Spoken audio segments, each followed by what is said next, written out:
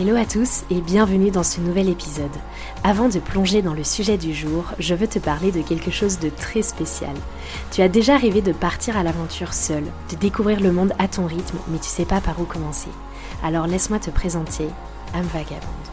Âme vagabonde, c'est ma toute nouvelle formation que j'ai créée pour t'aider à planifier et vivre ton premier voyage en solo, en toute sérénité et avec confiance. Que tu sois novice en voyage ou que tu cherches à surmonter tes peurs, cette formation est faite pour toi. Âme vagabonde, c'est un voyage à 360 degrés. On commencera d'abord par étudier ton pourquoi tu as envie de voyager solo, puis on abordera tes peurs pour les surpasser. Enfin, on parlera de tous les aspects logistiques d'un voyage pour t'accompagner dans l'organisation de A à Z. Du choix de la destination, trouver le bon transport, choisir le logement qui te convient, comment favoriser la rencontre, gérer un budget voyage, des conseils santé, sécurité, faire ses bagages en mode minimaliste, tu l'auras compris, tout y passe. Tu auras aussi accès à une communauté de voyageurs solo, tous animés par le même esprit d'aventure. Et pour rendre le tout encore plus excitant, je t'offre un accès à un tarif spécial pour le lancement. Tu trouveras le lien dans la description. Et sur ce, prêt à rejoindre l'aventure, maintenant on plonge dans l'épisode du jour.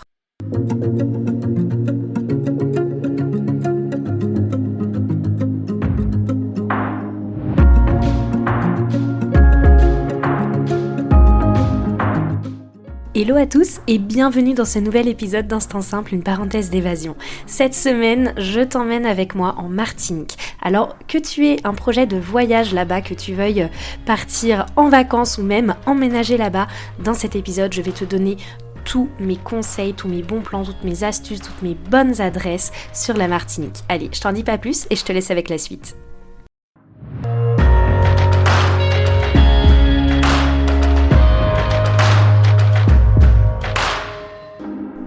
Je suis Lina, coach de vie certifiée et voyageuse solo passionnée. À travers ce podcast, je vous propose chaque mardi un récit de voyage, une anecdote qui a été transformatrice pour moi ou l'un des invités. Le but, c'est d'aller explorer ensemble les leçons de vie qu'on a pu tirer de ces expériences, parfois un peu folles quand même.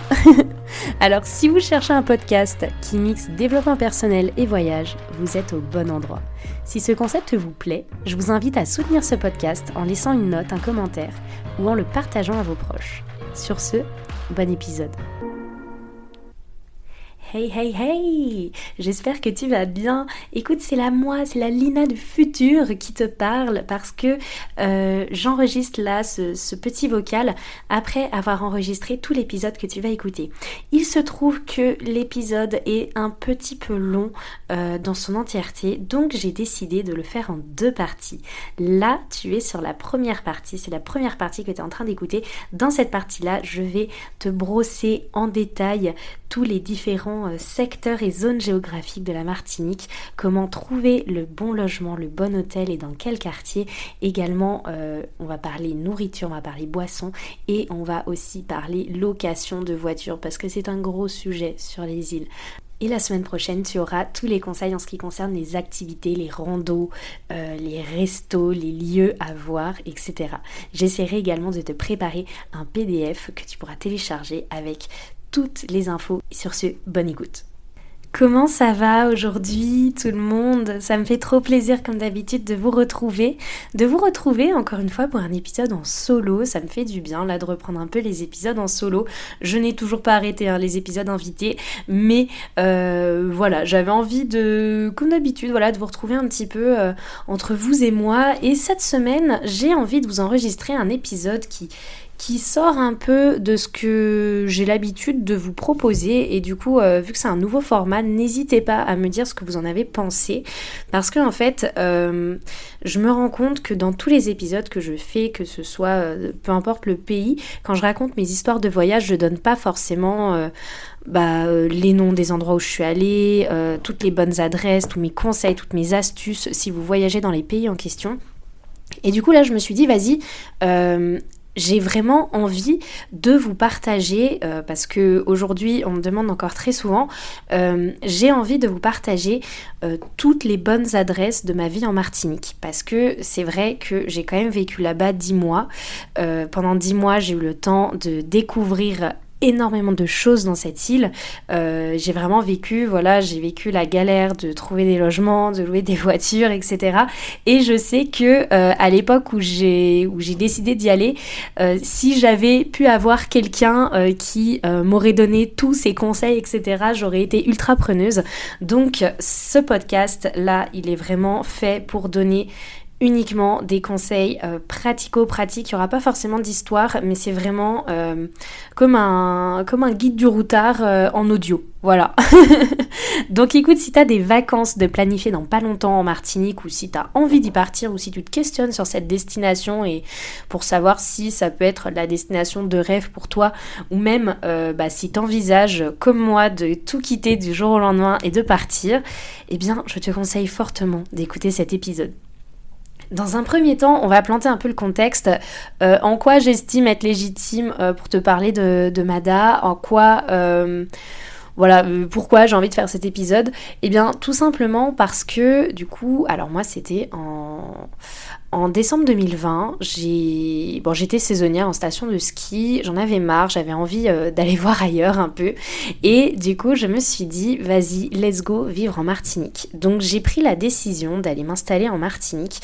Si jamais tu veux l'histoire en version un peu plus longue et plus intéressante, je te conseille vivement l'épisode de podcast qui s'appelle Martinique, tout quitter pour partir vivre sur une île. C'est l'un des premiers épisodes de ce podcast.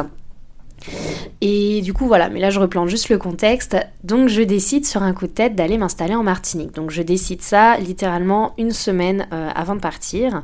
Enfin une semaine, un mois pardon. Donc en décembre je décide que début janvier 2021 du coup je pars m'installer en Martinique. Et j'achète uniquement un billet à aller. Et je me dis je vais aller sur cette île et on verra ce qui se passe. Je me renseigne vraiment pas beaucoup avant mon voyage sur ce qu'il y a à faire sur l'île, quels sont les bons quartiers, quels sont les bons endroits et tout. Je me renseigne que dalle, clairement.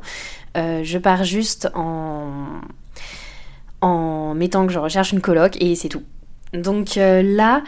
j'ai envie de faire une petite aparté déjà en ce qui concerne, là vu qu'on est dans les conseils pratico-pratiques, je vais déjà vous parler en fait des différents points de l'île.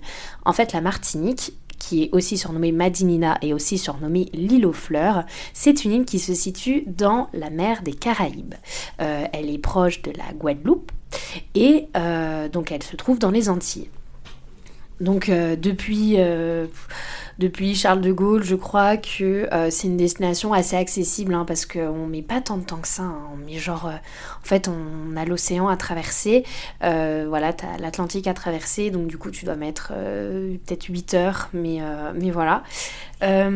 Ensuite, en ce qui concerne les différents points, là, je vais donner les conseils un peu en vrac, que vous vouliez partir en vacances ou que vous soyez intéressé pour partir plus longtemps et là...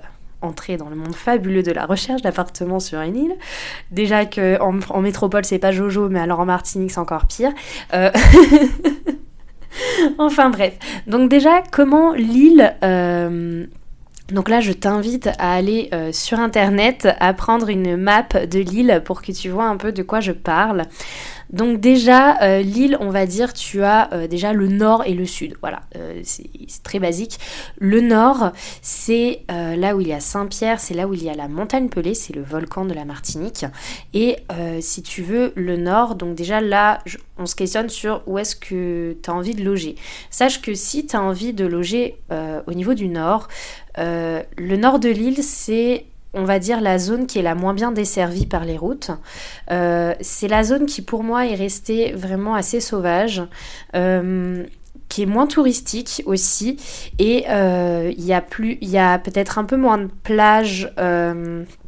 Comment dire, c'est plus pour les randos, les cascades, etc.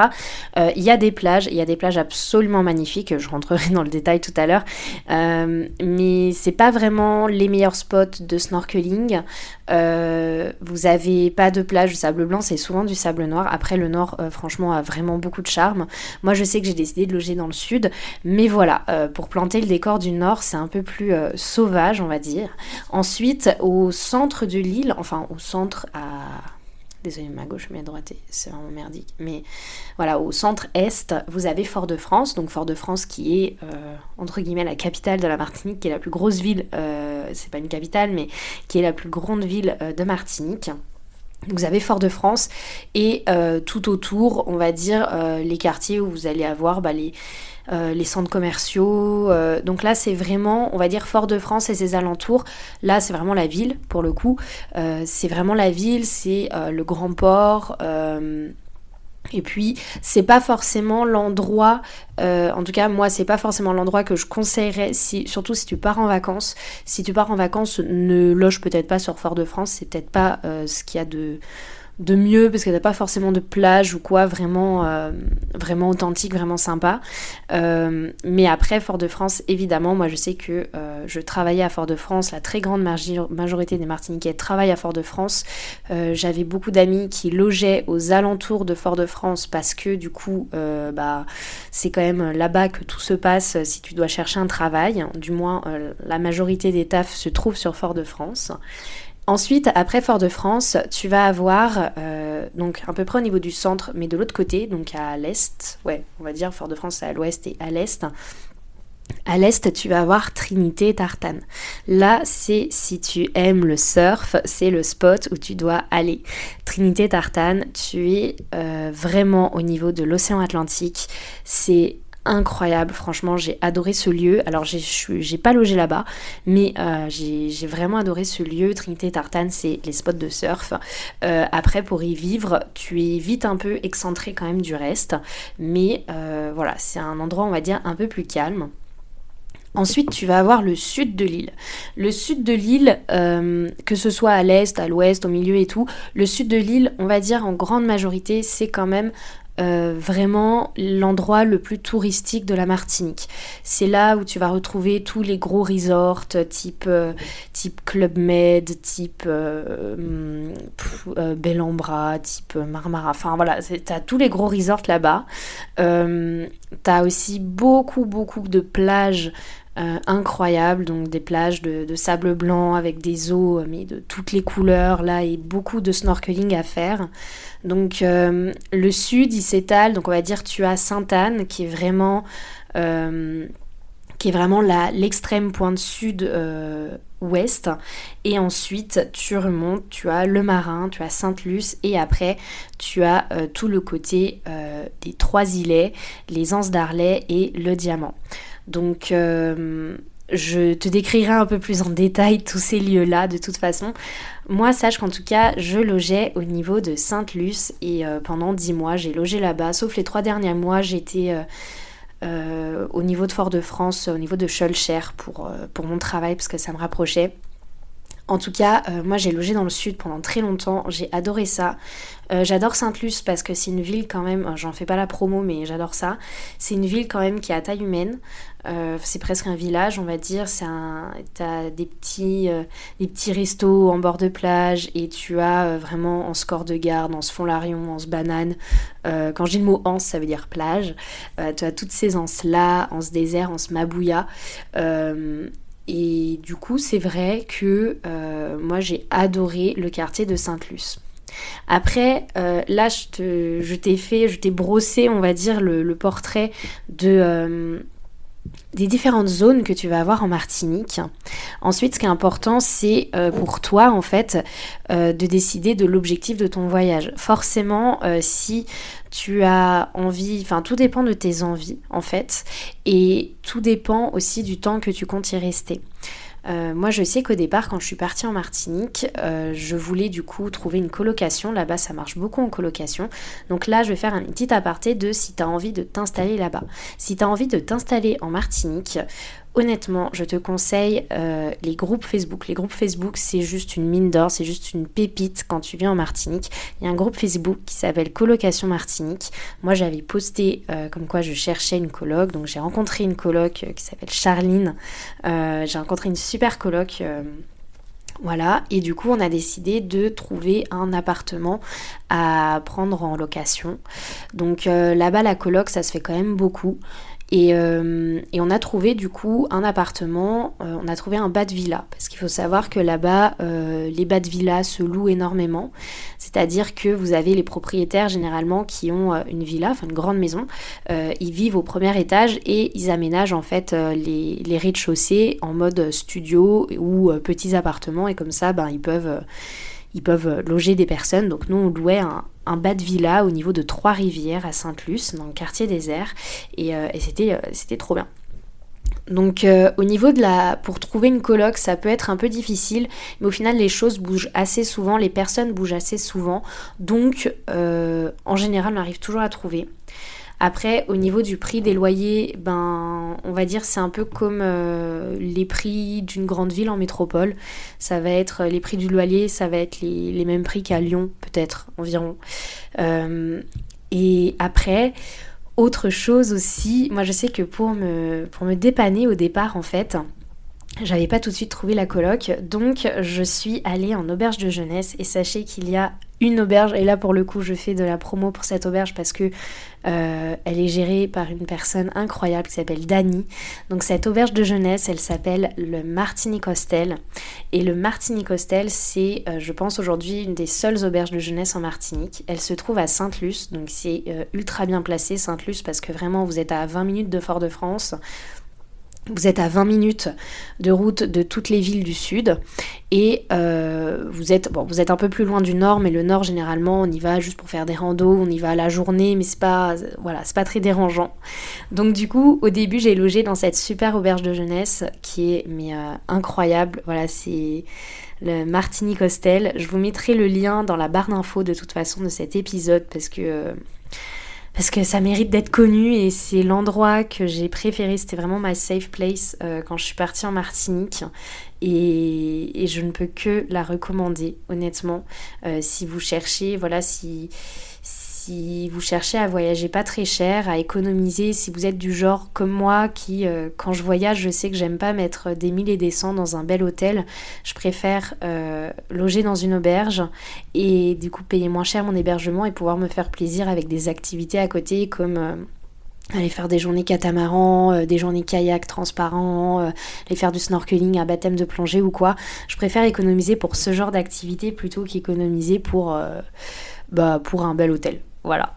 Après, chacun son truc. Ensuite, si par contre tu as envie de partir plus en hôtel, là, je te conseillerais, donc l'endroit le plus touristique, on va dire, c'est vraiment la Pointe du Bout aux Trois-Îlets. La Pointe du Bout aux Trois-Îlets, c'est assez touristique, c'est là que tu as quand même beaucoup d'hôtels.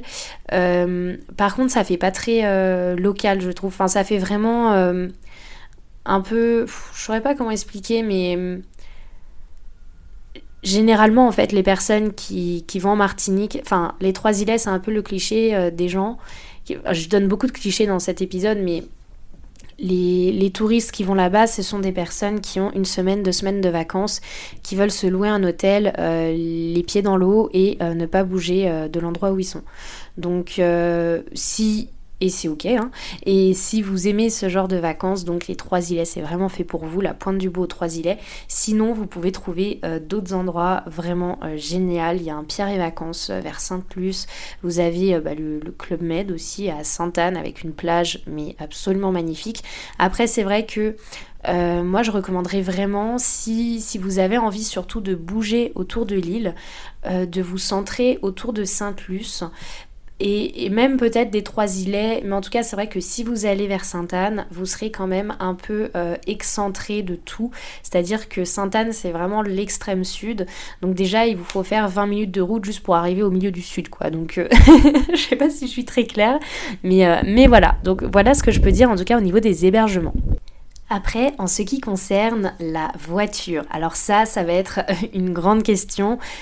En Martinique, honnêtement, peu importe le voyage que tu prévois, si tu prévois de partir 2 semaines ou que tu prévois de t'installer là-bas, la voiture, tu vas devoir y passer. Honnêtement, ne te repose pas sur les bus. Je pense que si des Martiniquais écoutent cette vidéo, écoutent ce podcast et voilà, vous me comprendrez. Ne compte pas sur les bus si tu pars en Martinique, c'est pas forcément la valeur sûre, on va dire. Donc du coup, tu vas devoir louer une voiture.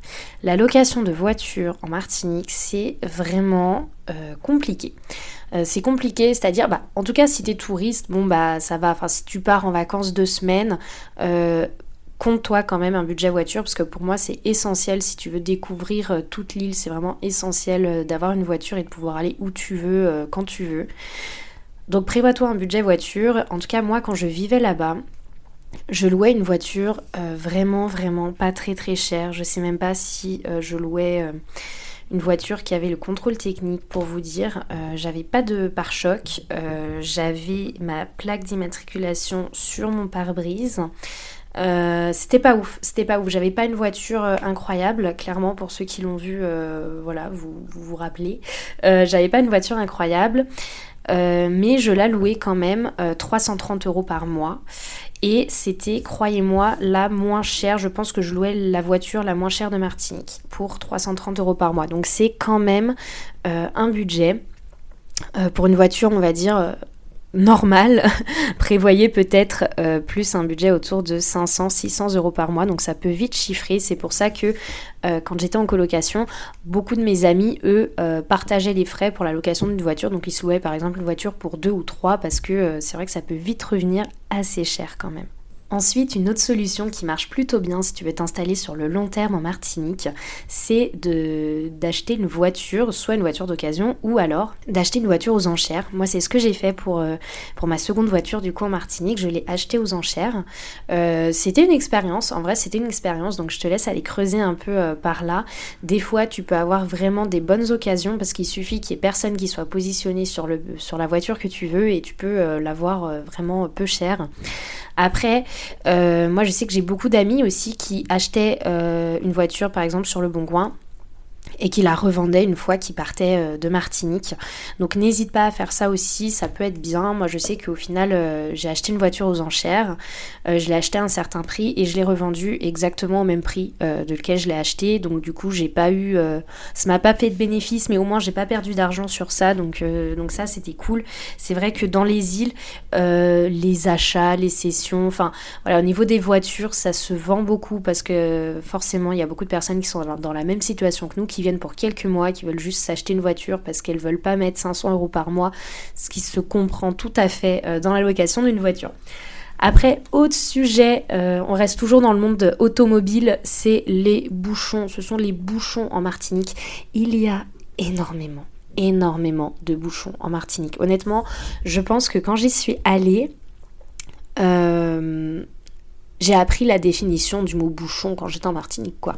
Genre vraiment, préparez-vous parce que en fait en Martinique, donc déjà utilisez Waze, c'est le mieux parce que ça vous calcule quand même, on va dire, des itinéraires bis, mais en fait l'inconvénient d'une île, et je pense que c'est le même problème un peu sur toutes les îles, c'est que il n'y a pas d'itinéraire bis la plupart du temps. En Martinique vous avez une route principale qui va du nord au sud, on va dire, et ils l'appellent l'autoroute, mais c'est limité à 90, mais pour eux c'est une autoroute. Et du coup, en fait, quand vous êtes sur cette autoroute, il y a énormément de bouchons parce qu'en fait, tout le monde, du coup, part travailler sur Fort-de-France. Donc moi en fait quand je travaillais, donc je vivais à Sainte-Luce dans le sud et je travaillais à Fort-de-France. Mais vu que je travaillais dans un bar d'ambiance le soir, je faisais les chemins en sens inverse. Donc pour vous donner un ordre d'idée, quand je revenais chez moi à 3h du matin, forcément il n'y avait pas de bouchon, et quand j'allais au travail à 18h, j'avais pas de bouchon non plus parce que j'étais à contresens. Donc quand ça roulait bien, je mettais 20 à 25 minutes à faire la route. Et si vous faites cette route, peu importe l'heure, mais en pleine journée, l'heure à 8h, je vous explique même pas, mais en pleine journée, ces 25 minutes peuvent facilement, mais genre très très facilement, se transformer en 1 heure, 1 heure et demie, voire plus. Donc des fois c'est vrai que étudier vraiment bien, des fois aussi par exemple quand je logeais dans le centre vers Schœlcher, vers Fort-de-France, des fois je voulais aller faire 2-3 courses à un endroit et juste pour me rendre au centre commercial, normalement c'était 5 minutes sans bouchon et à chaque fois je mettais 35-40 minutes pour m'y rendre. Donc regardez toujours sur Waze le temps que ça donne approximativement parce que croyez-moi il y a tout le temps des bouchons et si vous voulez être sûr de les éviter, selon moi, il faut vraiment maximiser, il faut minimiser au maximum les trajets en voiture ou du moins les faire de manière, on va dire, assez intelligente et ne pas avoir à traverser, ne pas avoir à se rendre à Fort-de-France en pleine journée parce que sinon ça va être un peu compliqué. Ensuite, avant de passer à mes conseils rando, bonnes adresses, meilleures activités à faire, etc. Je voulais aussi faire un petit point sur les spécialités locales, sur la gastronomie martiniquaise, parce que croyez-moi, il y a de quoi faire. C'est une île, mais qui regorge de bonnes choses à manger, genre vraiment. Je me suis fait une petite liste des choses que j'ai beaucoup aimées. En premier, il y a les acras de morue. Bon bah ça c'est quand même la base quand vous allez là-bas, c'est de manger des acras avec de la sauce chien. Donc c'est une sauce, je peux pas vous la décrire. Voilà, avec la sauce chien. Ensuite, vous avez du gratin de Christophine. Donc la Christophine, c'est un légume racine de Martinique. Je saurais pas vous décrire le goût. C'est un mélange un peu entre une pomme de terre et un navet. Je saurais pas dire, mais genre en fait c'est vraiment typique de dans les repas de famille par exemple de faire un gratin de Christophine un dimanche. Honnêtement Dani m'en avait fait goûter un jour, donc la gérante de l'auberge, et j'avais adoré, donc j'étais obligée de le mettre. Ensuite, j'ai écrit aussi le poulet boucané. Le poulet boucané, c'est, vous allez voir quand vous vous baladerez en Martinique en voiture, vous avez souvent des stands de fruits et légumes un peu au bord des routes, et des fois vous avez des stands de poulet boucané.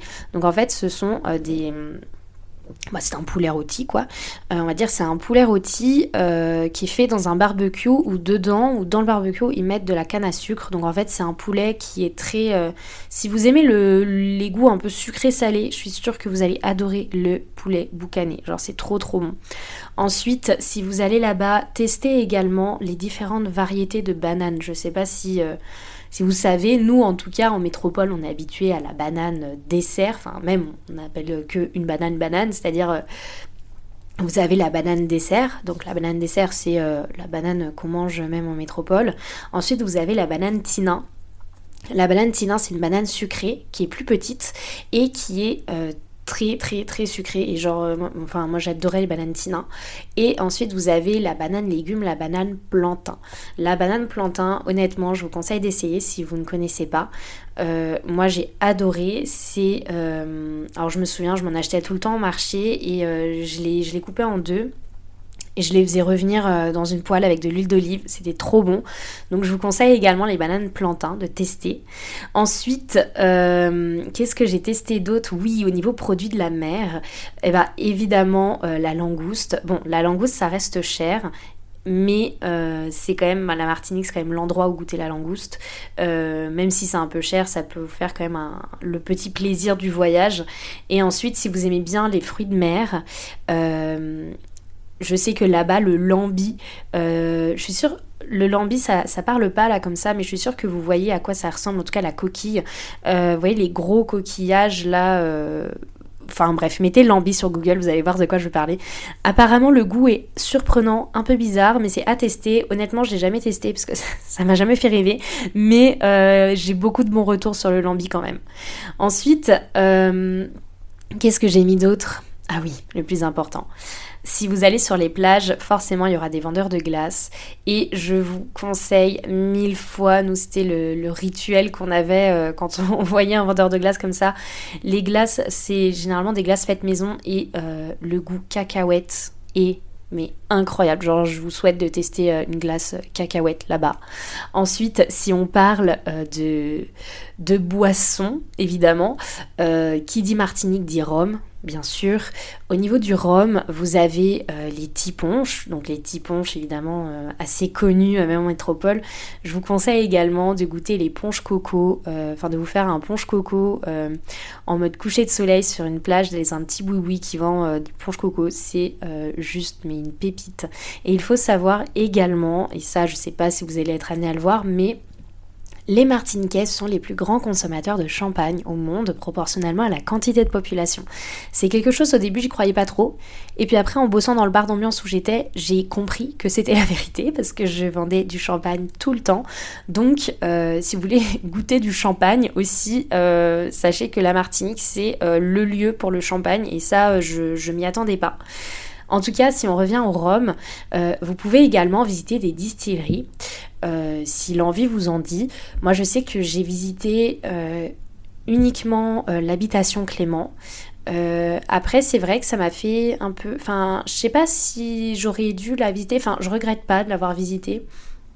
Mais par rapport à tout ce qui s'est passé, c'est-à-dire au passé, à l'esclavagisme, etc., voilà, je trouve ça moyen de donner de l'argent. Bref, après ça, c'est des problèmes d'éthique entre soi et soi. Mais vous avez beaucoup de distilleries si vous avez envie de visiter et de voir comment se passe la fabrication de rhum. Vous avez des distilleries un peu partout. Vous avez Trois-Rivières, Naisson, Clément, HS... et là j'en oublie plein, mais voilà, vous avez quand même beaucoup d'habitations si vous voulez aller visiter ça, ça peut être sympa. Maintenant que j'ai brossé un petit portrait de la Martinique avec les différentes zones géographiques, qu'on a parlé location de voiture, on a parlé location de logement, comment trouver le bon logement et aussi des spécialités culinaires, il est temps qu'on passe à tout ce qui est activité. Pour ça, j'ai décidé de scinder cet épisode en deux parce que sinon il aurait été un peu trop long quand même. Donc on se retrouve la semaine prochaine pour la partie 2 avec tous mes conseils, rando, activités, resto, etc.